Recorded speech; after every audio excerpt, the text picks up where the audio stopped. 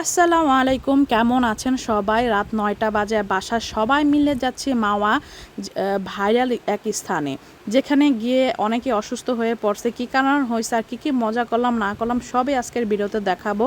আর এ হচ্ছে আমার ছোট বোন। যাই হোক, সবাই একসাথে যাচ্ছি, খুব এনজয় করেছে আর খুব ফান হয়েছে। তো ভিডিওর সাথে থাকুন। হাই রোডে আছে, আমার বাসার কাছ থেকে খুবই কাছে। দেখেন লাইটটা অফ আছে, কারণ কেউ তাকাতে পারবে না, সে কারণে চলে আসছি। পরিবেশটা খুবই সুন্দর।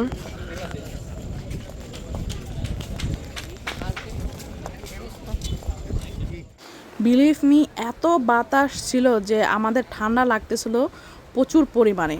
আর এ হচ্ছে দুলাভাই, আমাদের ছোট্ট দুলাভাই, আর আমি তার শালার বউ আর কি, একমাত্র শালার বউ। যাই হোক, হচ্ছে রাতের পরিবেশ।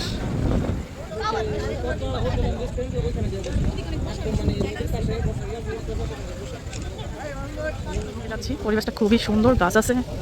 হ্যাঁ, তাই নি আমরা বাইরে যেতে পারতাম। পরিবেশটা খুবই সুন্দর আর ভাইরাল এটা বলে। আর এখানে সব ধরনের নায়করা আসছে মোটামুটি। ধন্যবাদ।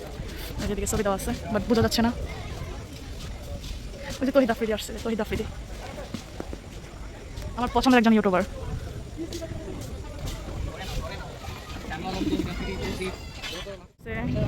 আমার হাজব্যান্ড। আর পরিবেশটা খুবই সুন্দর। আর এই যে আমার খালামণি, আমার আঙ্কেল বলছে ও খালামণিকে পানিতে না নামার জন্য। এই যে আমার আঙ্কেল, আঙ্কেল ডুবাইতে থাকে।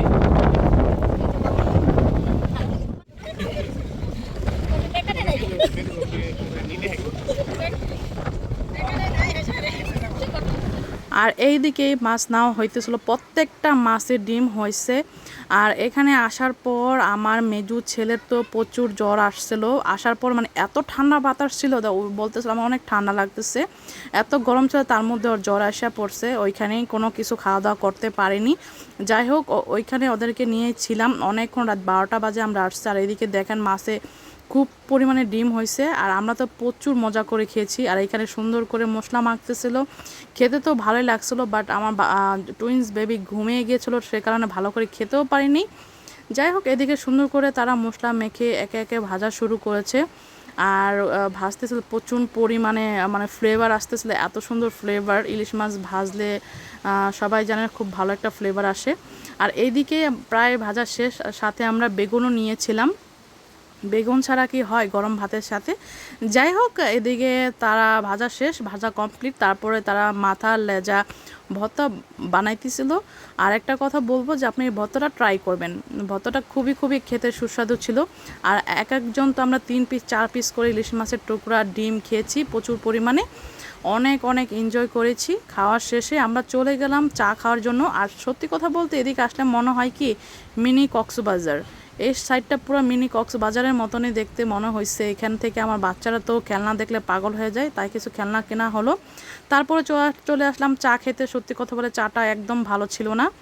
যাই হোক, তারপরে একটু খেয়ে রেখে দিয়েছিলাম। তো ভিডিওটা কেমন লাগলো না লাগলো অবশ্যই কমেন্টস করে জানাবেন। কারা মাওয়া যান আমাকে জানাতে পারেন, আমার বাসা থেকে কিন্তু খুবই কাছে। তো সবাই ভালো থাকবেন, আমাদের জন্য দোয়া করবেন। আল্লাহ হাফেজ।